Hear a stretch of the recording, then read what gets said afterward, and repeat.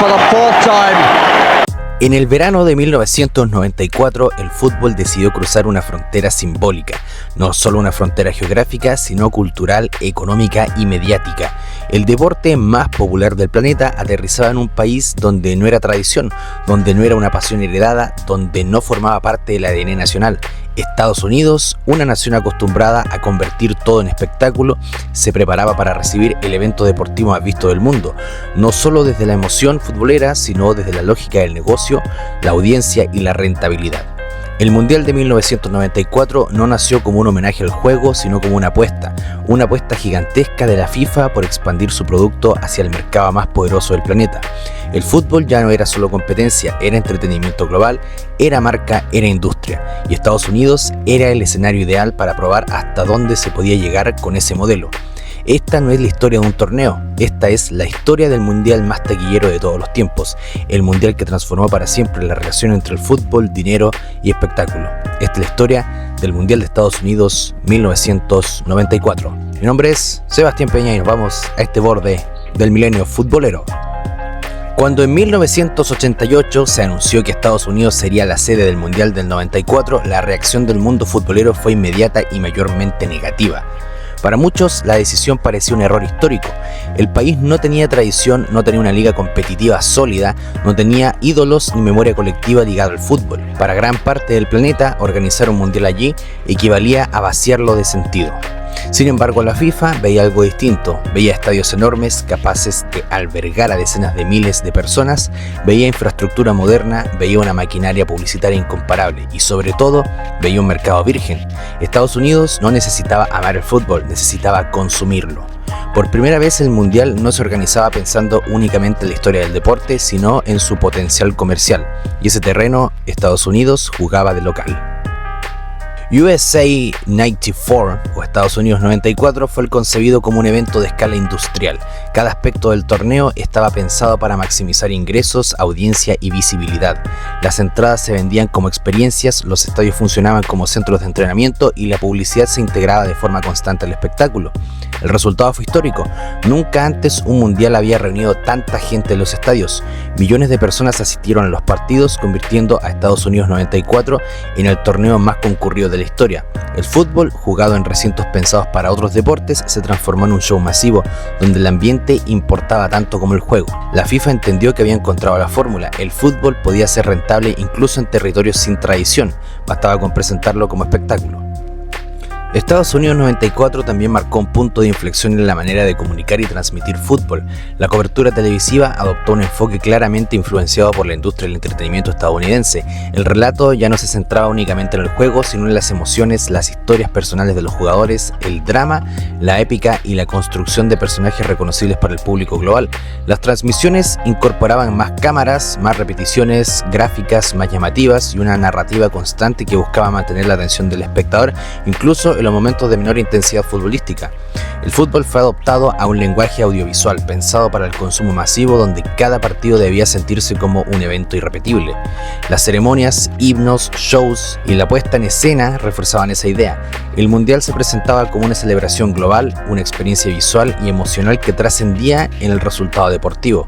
Para muchos espectadores, especialmente en Estados Unidos, el fútbol se entendió por primera vez a través del espectáculo y no de la tradición. Este enfoque tuvo un impacto profundo. El fútbol dejó de depender exclusivamente de la pasión heredada para conectar con las nuevas audiencias. Se volvió accesible, digerible y atractivo para públicos que no crecieron con el deporte, pero sí con el entretenimiento televisivo. Estados Unidos 94 demostró que el espectáculo podía ser un idioma universal, capaz de traducir el fútbol a cualquier cultura.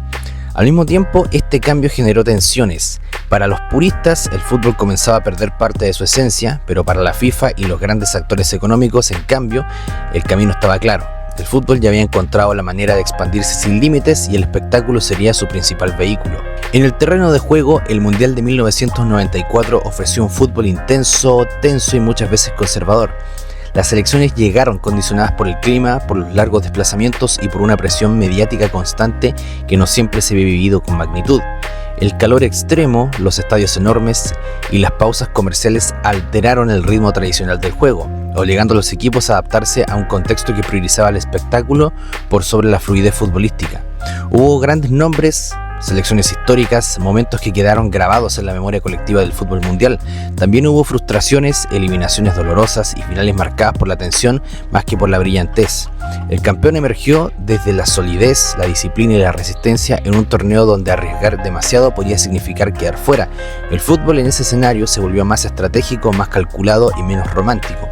Sin embargo, a diferencia de otros mundiales, lo deportivo no fue el eje del relato posterior. Estados Unidos 94 quedó en la historia no tanto por cómo se jugó, sino por dónde y para qué se jugó. El balón rodó, los títulos se entregaron y las estadísticas se archivaron, pero el verdadero partido se estaba disputando fuera de la cancha, en los contratos televisivos, en las cifras de audiencia y en la consolidación de un modelo que cambiaría el fútbol para siempre. Para Estados Unidos, el Mundial de 1994 no significó una conversión inmediata al fútbol, pero sí marcó un antes y un después. Durante décadas, el deporte había ocupado un lugar marginal, practicado principalmente en ámbitos escolares y comunitarios. En Estados Unidos 94 lo sacó de ese rincón y lo expuso ante millones de personas como un espectáculo global digno de atención, inversión y desarrollo. El impacto no fue inmediato ni explosivo, pero sí profundo y sostenido. A partir de ese mundial comenzó a construirse una estructura que antes no existía. Se impulsó la creación de una liga profesional estable, se fortalecieron las academias juveniles y se generó una nueva generación de jugadores y aficionados que crecieron viendo fútbol como algo normal, cercano y propio. El soccer, como era llamado allá, dejó de ser un deporte invisible, pasó a ocupar espacios en los medios de comunicación, en las escuelas y en la cultura popular. No desplazó los deportes tradicionales, pero se integró definitivamente al ecosistema deportivo. Estados Unidos 94 no creó una potencia futbolística, pero sí sembró una industria y un mercado y una identidad en construcción. Desde entonces, Estados Unidos no volvió a ser un actor externo en el fútbol mundial, se transformó en anfitrión recurrente, inversionista clave y protagonista silencioso de la expansión global del deporte. El verdadero legado de Estados Unidos 94 no se mide en copas ni en goles, sino en cifras, modelos y decisiones. A partir de ese mundial, la FIFA entendió que el fútbol podía ser organizado como una industria global del entretenimiento, capaz de generar ingresos gigantescos incluso fuera de sus territorios tradicionales. El éxito económico del torneo validó una nueva forma de pensar el fútbol, donde la rentabilidad pasó a ocupar un lugar central. Los mundiales posteriores siguieron ese camino, sedes elegidas por su capacidad económica, estadios cada vez más grandes, contratos televisivos multimillonarios y una creciente dependencia de patrocinadores globales. El fútbol comenzó a adaptarse a horarios televisivos, a los mercados internacionales o a las exigencias comerciales, y muchas veces en detrimento del mismo juego. Estados Unidos 94 demostró que el fútbol podía ser exportado, empaquetado y vendido como cualquier otro gran espectáculo.